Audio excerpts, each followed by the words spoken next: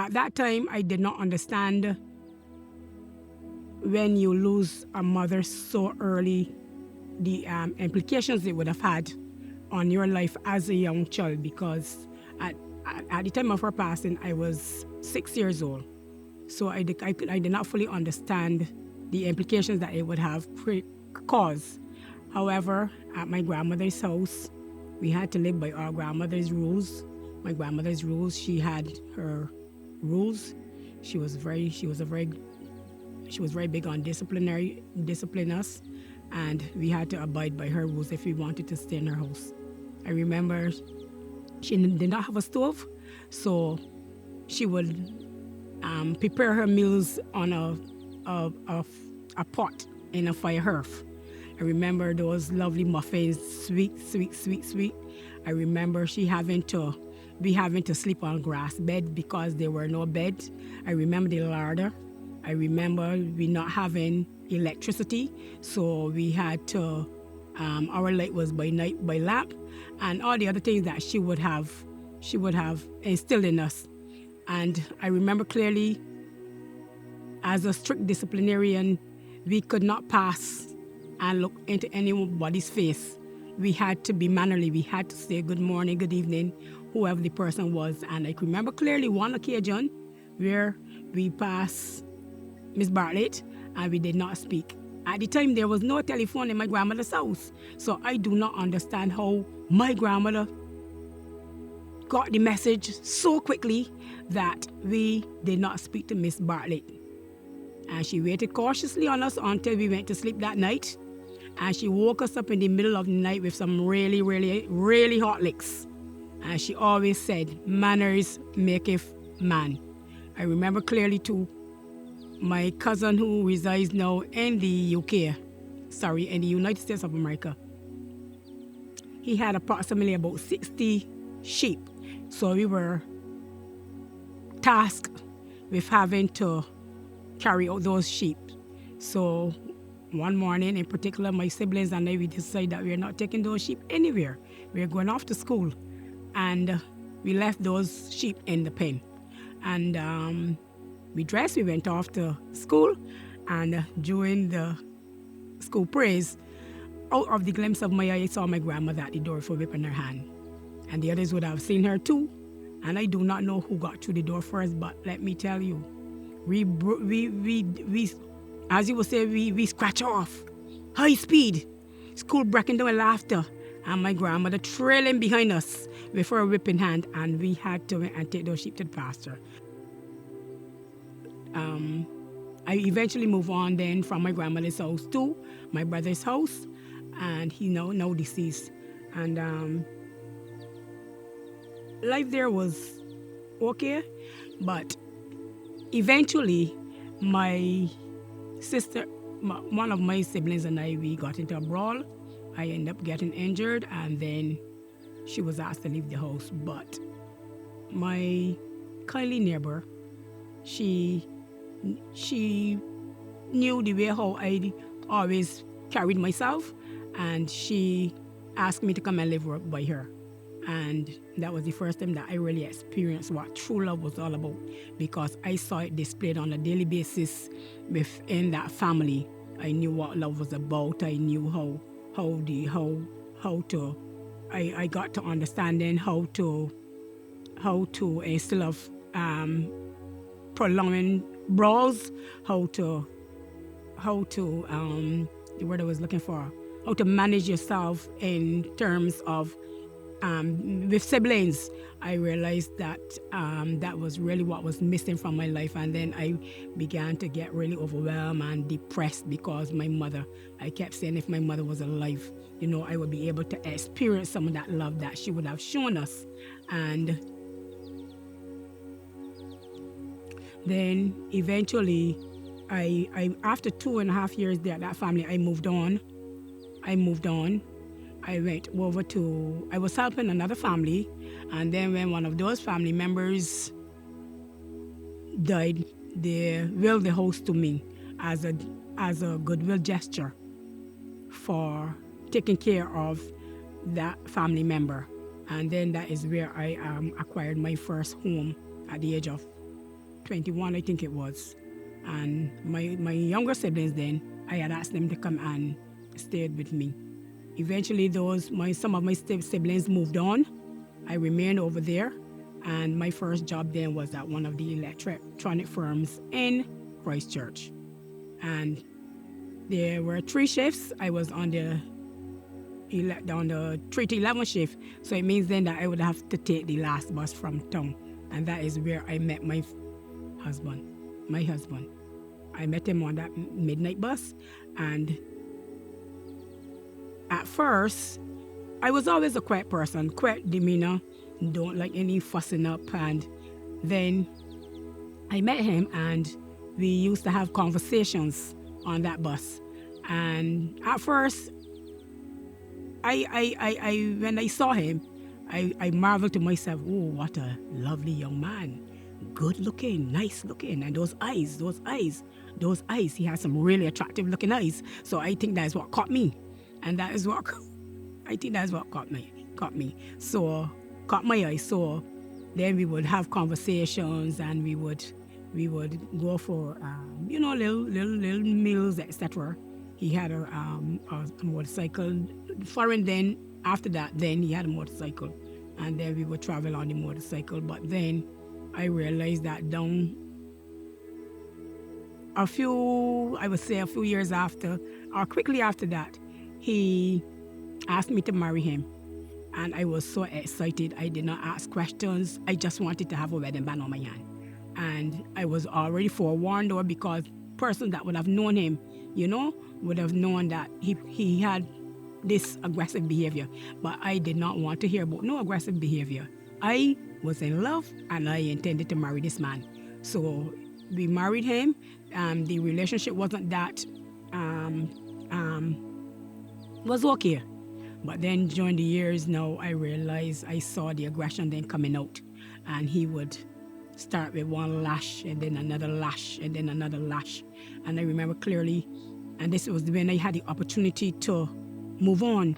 But I remember clearly at his family's house, I was helping his siblings with their laundry, and he ordered me to cease, and I refused. And quick, so I had a big slap in my face, knocked me clean off my foot, left the family shaken. That is when I should have made my move. However, I did not, and I remained in the marriage. I think I would have had his first son. So as time went on, then I saw the aggression coming out more and more and more, and it was always something. And I could not look at anybody. I could not talk to nobody. I had to keep my head straight. There were times when even my home over in one part of St. Andrew, where we was living, that was the most, that was hostile. That was hostile. And it was almost licks almost every single day. And the majority of the abuse that I received over there was representing the children, because he would always beat upon the children. Whenever I come home from work, I would find some form of abuse on the children. I kept going to the different authorities, etc., and I got no help. And the one evening in particular, I came in from work and I saw I have an autistic son, and I saw that was my first son, sorry. That was my first son, who is now deceased. I saw his mouth swollen big. So I asked the question as to the reason why his mouth was swollen. And his reflexes were so quick and sharp. All I felt was one lash in my temple. One lash in my temple with the half a juking board that we used to use. We had a juking board, and the son had cracked it, so eventually it was broken, and he lashed me in my temple with that. So I fell on the ground, and I decided now that I am going to play dead. But the pain was so sharp. I got up. I went over to my neighbor's house. I spoke to the police and they told me to go to the doctor. When I got to the doctor's office, he said he's not going to touch me because my temple would have swollen extremely big. And he said it was in a very tedious place where I could have been dead. So he ordered me then to go straight to the hospital, which I did. I called a friend and she went with me to the hospital. And when we got there, at that time I could not eat, barely sip. And when I went into the x-ray room, the doctor, he showed me the x-ray and he showed me a skull with a white line down through it. So he asked me if I understand what I was seeing. I explained to him what I saw, and then he asked me who came with me, and I explained to him the only that came with me. And then when he called her, she said the same thing that I said, and he said, I want you to go back home and give this young lady's husband a message for me because he fractured her skull. But if he had used a little bit more force on the blunt object that he had used, then he would be identifying my body in the morgue. Came back home, it was always more blows. He would disappear for a while. It was a court case. He would go to the court and he would cry. Then he would come back home, but he was the type of person that did not take no for an answer. So I could not get away from the man. I could not get away from it. I had a razor blades attacks. I had attacks on another occasion that I can remember. He had asked me to go with him somewhere, which I refused because of his jealousy. And when he came back, he saw me speaking to one of my neighbors, male of course.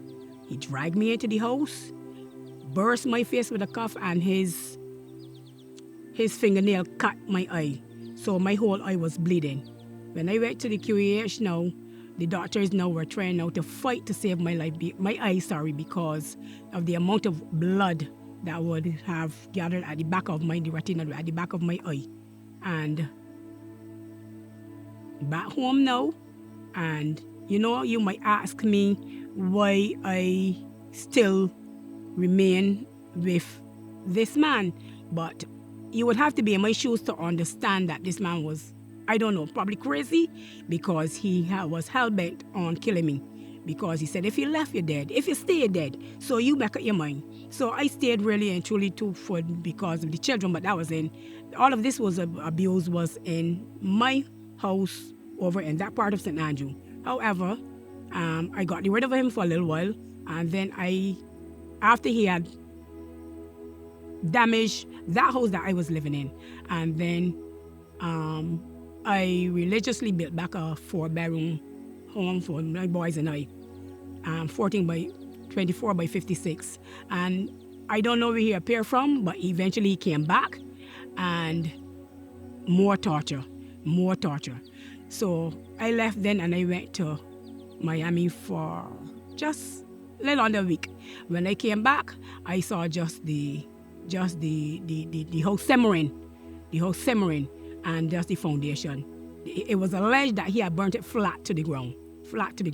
So then I then had no choice then but to go back now to where he was living before, because I had also purchased that home that was on his family land. So as far as I'm concerned, I put the most money. It was my house that I put there for the children. So I was actually forced to go back there. But before that, I had actually moved to let me back up.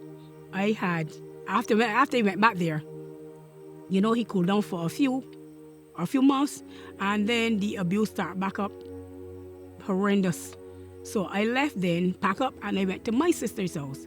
But the reason why I came back from my sister's house is because, my son was autistic and he's very repetitive. So she would swear every morning. So that is one of the reasons why I went back there. There was no other place for me to go. I've asked family members. Nobody wanted to get involved with the man, etc. So I went back to that house too because it was my house. So that was where then the abuse now was even worse. And the children, my 2 sons, my 3 sons, they received the brunt of the abuse. I do not know of any other children that would have had to face that kind of abuse. And it was like every day I come in, I would check on them to see how, or I would look for marks on the bodies. And when I see the marks, then that is where he and I would get into something. And I, of course, would not get any more of the lakes. My first son was beaten to a pulp. He had even threatened to kill him. And after the abuse got so bad, he practically ran away from the house. As the abuse continued, I had one goal in mind. One of us had to go. And I said it will not be me. One of us had to go because I got to the point where I could not take the abuse no more. I felt so sorry for my boys. And eventually, those boys, one had run away, and then the other one, he had planned to run away also. And as I can remember clearly then, he had threatened us. And every night I would hear him with this thing sharpening. I never knew it was a cutlass, but I decided to peep one night, and when I peeped, I saw he would be out there, so no, sharpening this cutlass, and not a word, but just sharpening this cutlass, and the look on his face was like bare murder. So I used to sleep every single night with one eye open, because I did not know when he would get all upset and then he would attack us. So then one night, the area that we used to live in, there were 5 houses on the line, which would be his family house, including, I would say, my house, but that is the one we used to live in. And every evening he come home, he would question the children as to who was in his house.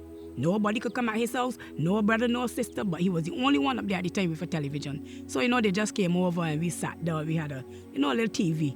And his brother, because of the amount of persons in the house, his brother sat on the floor with his head on the bed. When he came in, he asked his son, who was in his house today? So his son said, well, XYZ was, and he did not hear on the floor with his head on the bed. So he rushed at me then with the cutlass.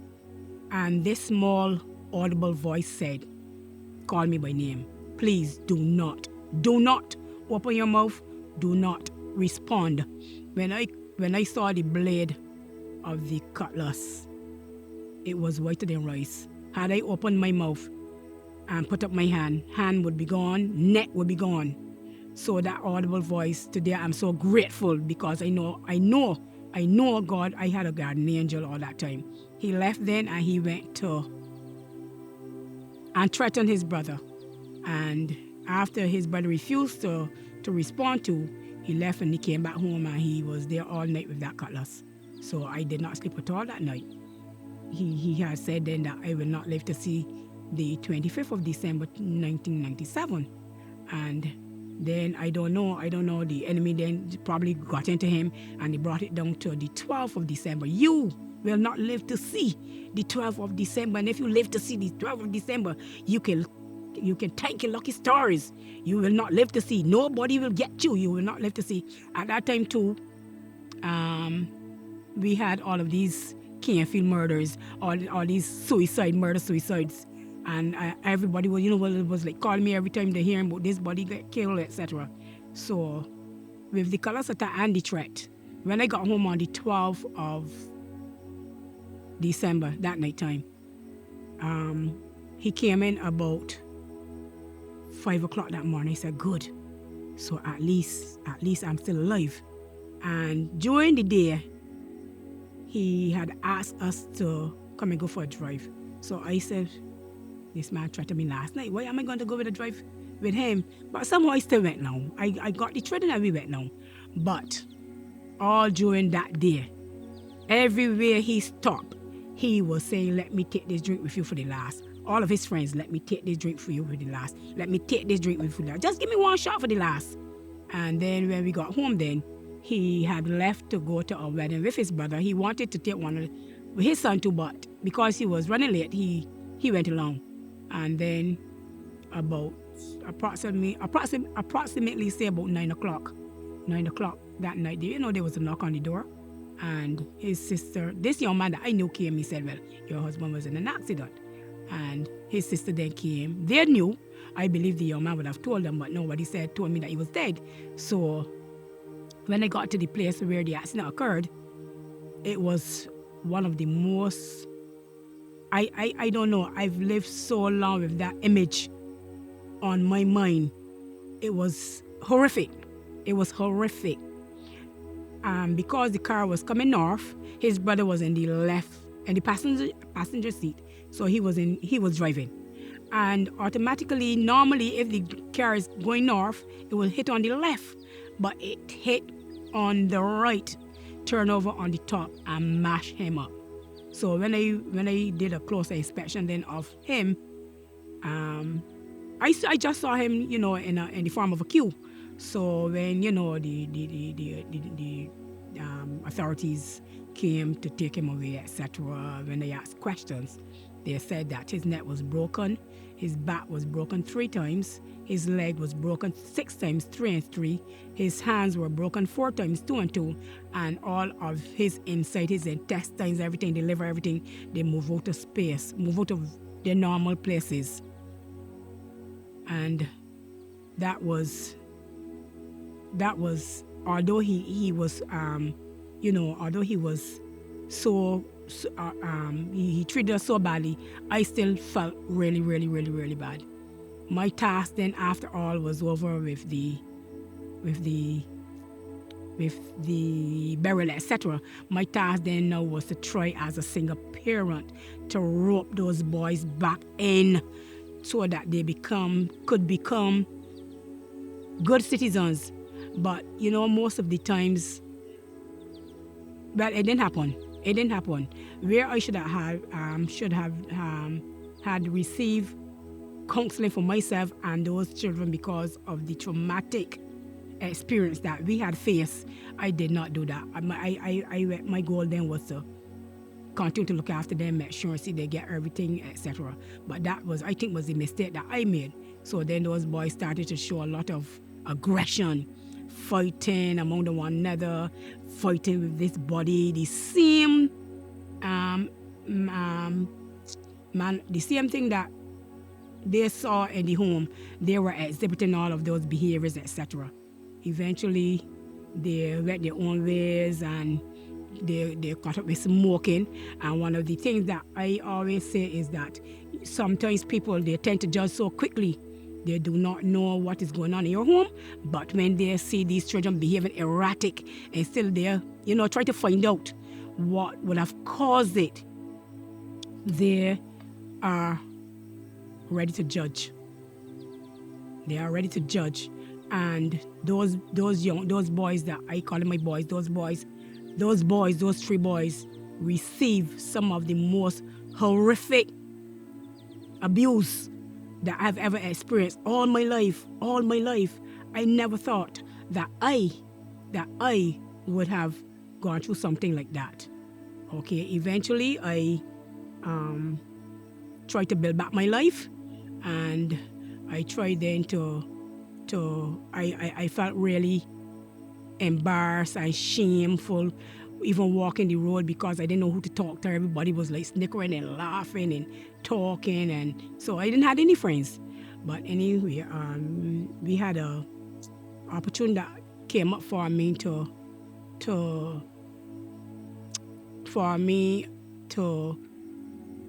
take this leap of faith to the UK to work.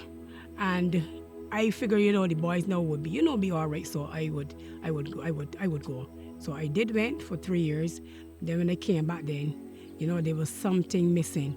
I still had to look after those boys, and then his first son then start exhibiting all of these aggressive behaviors in his relationships. So I had a task then of talking, and I still did not, take them for counseling. So I started then to work on myself. I started then to build back my life. I started to accomplish all of these materialistic things, and then I realized that I was left out the most important thing in my life. The most important thing was the person that had saved me from that horrific experience, Jesus Christ. So then I started to all of the materialistic things. They started to go away. I don't even know when I lost them. Lost the houses, I lost the cars, I lost the lands and prestigious areas. God took them all away because He wanted to get my attention. He wanted me to put Him as the center. To be the center of his. He wanted Him to be the center of my life. So I remember clearly too. I would leave home and I would go to all these quiet places, and I went to this particular place in another parish. I just kept driving, and then the Spirit said, turn here. And I turned there, went up underneath this particular tree, and that is where I really, really, really, really saw the goodness of God. And that is why I using the goodness of God as my anthem. I sing it morning, noon, and night because He had been faithful, He had been merciful. Had it not been for Him on my side, I do not know where I would be today. And the reason why I am doing this or sharing my story is because I want others out there to know, and it is still happening. The abuse is still rampant in this country and all over. And I have a granddaughter. I would not want to have her experiencing what I went through. I've also written a book on my experience, and I am sure that when it has been published, that a number of families or a whole lot of families would benefit, because I know without a shadow of a doubt that there are families out there that are consistently being abused on a daily basis, and they cannot do anything about it because of the perpetrator. So to God be the glory, great things He have done, and as long as He guide me, I will continue to walk the way that He would like me to walk.